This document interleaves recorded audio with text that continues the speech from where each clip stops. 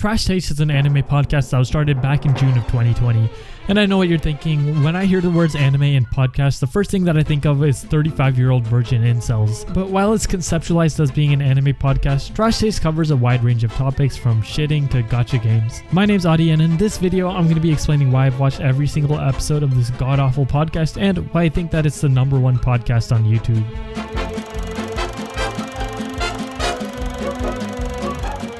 The Trash Taste podcast was created almost a year ago by Connor Cahoon, also known as CDawgVa, Grant Manitapo, also known as Gigguk, and Joseph Tetsuro Bissinger IV, also known as the Anime Man. Now, these three are the largest YouTubers in the AnyTube or anime YouTube sphere, yet each of them have pretty different types of content. Gigguk is known for his scripted video essay style videos that are more infrequent but have a huge amount of effort and care put into them.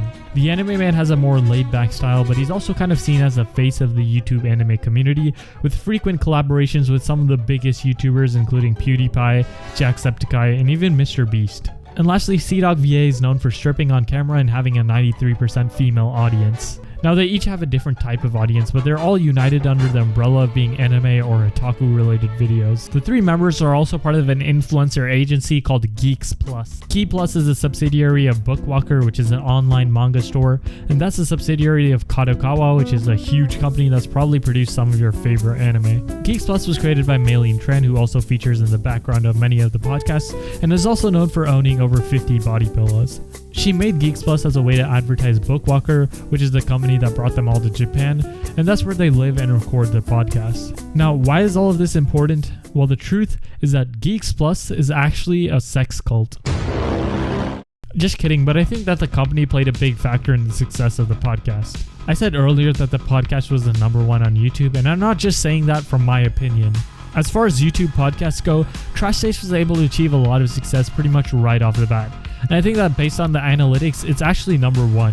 I mean, there's Logan Paul's podcast, which is doing pretty well right now, but he's literally about to fight one of the greatest boxers of all time. And even then, I don't think the podcast has as consistent success as Trash Taste. There's Cold Ones, which does pretty well too, but again, they're more inconsistent, and a lot of their success comes from their show-style content. The last YouTuber podcast that I could think of is the Views podcast from David Dobrik, but he got cancelled, so I don't know what's going to happen to that podcast. I even found this one website that put Trash Taste as #2 behind the Joe Rogan podcast, and since Joe Rogan went to Spotify, that means we're #1, baby. Basically, what I'm trying to get at is that I don't think that there's any other podcast on the platform that is as consistently successful without even having many high-value guests on the show. Actually, as I was editing this, I forgot about the H3 podcast, which does get more views without guests, but Trash Taste is still #1 in my heart, and also I don't think that H3 could pull 32K a month from Patreon. Now, how is this podcast able to achieve this success? To be honest, I don't think anybody can know for sure when it comes to this YouTube stuff, but I think that there are a lot of reasons, and so I compiled a list of the top 4 reasons why Trash Taste is at #1. First, I think the fact that the podcasts were so well produced plays a role. The highest level of production quality that I've seen in an anime podcast before Trash Taste is a nitro boosted Discord call. So having a more professional look and feel to the podcast, I think played a role in their success. Let's be honest, anime, manga, and general weeb culture is some of the most degenerate shit on the internet, and I think that the idea of having a well put together show where you can watch in-person topical discussions about otaku culture is an appealing idea. When I was telling one of my friends about the podcast, he said something along the lines of how it feels weird to see 3 grown men talk about their favorite hentai, but as a cultured individual myself, it was one of the main appeals of the podcast. Which leads me into the second reason, being that there's kind of a need for an anime podcast to exist. The popularity of anime and manga has been steadily rising for the past couple of years, to the point where most people have seen or at least heard about anime. However, I think that even today, most of us who've reached the degenerate stage of the anime experience don't have that many people to talk to and discuss what's going on in the community. I know that parasocial relationships aren't the most healthy thing, but it's nice to have the simulation of being with the boys talking about anime for like 20 minutes in the whole 2-hour podcast. Which kind of leads me into the next thing, which is that yes, while anime is a connective tissue of Trash Taste, it only makes up a small part of the podcast. But the next reason that I think that the podcast was successful is that they seem to have really interesting lives, and a lot of viewers just wanted to learn more about them. I think that anime YouTube kind of existed in a bubble before Trash Taste, and a lot of people just wanted to get to know them better. Before listening to the podcast, I only watched a couple of Gigguk videos, a couple of Joey's videos, and I love Connor now, but to be honest, I didn't know who CDawg was. But these guys are pretty much the 3 largest creators in the anime YouTube sphere, and I think that learning more about them was super interesting. When the podcast started off, we were at the start of the pandemic, and most of us probably had a lot less social interaction than we used to. I think a lot of people replaced the interaction that they used to have with parasocial relationships, and the 3 of them seemed like relatable dudes, and also I think the fact that they were living in Japan was another draw for us to come listen to the podcast. Our lives were pretty boring at the time, and most people who've watched some amount of anime or been on the internet know that Japanese culture is pretty interesting, and exploring that through the lens of the Boiis made us want to come back to the podcast every week.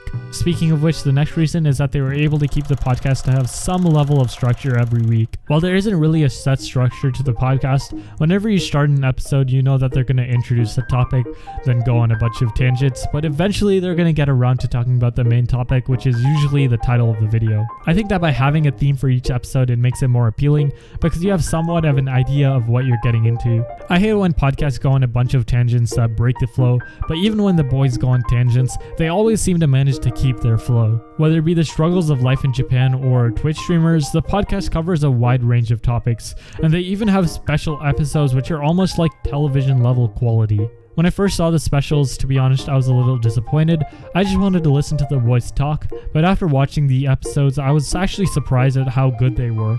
However, I think the most important thing that led to the podcast's success wasn't any of these things, but the fact that they seem like they're actually friends. The conversations that they have on their podcast flow super well, they have a good chemistry together, and it literally never feels like there's a dead moment on their shows. You can tell from the first episode that the Boiis were clearly friends from before they started the podcast, which I think is also a draw because you want to learn about how their relationship came to be.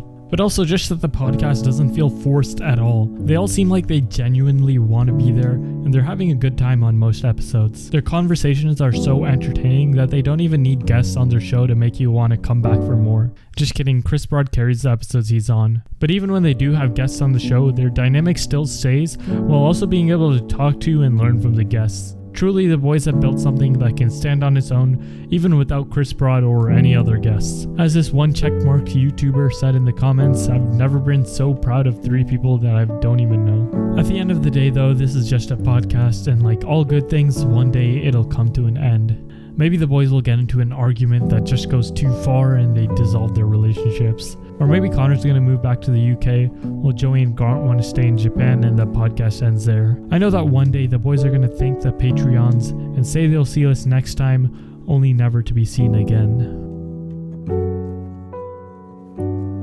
That's probably not going to happen anytime soon though, and to be honest, I kind of just wanted an emotional ending for this video, but with season 2 of the podcast, it seems like it'll be a new era for the Boiis, and I'm excited to see what they can do.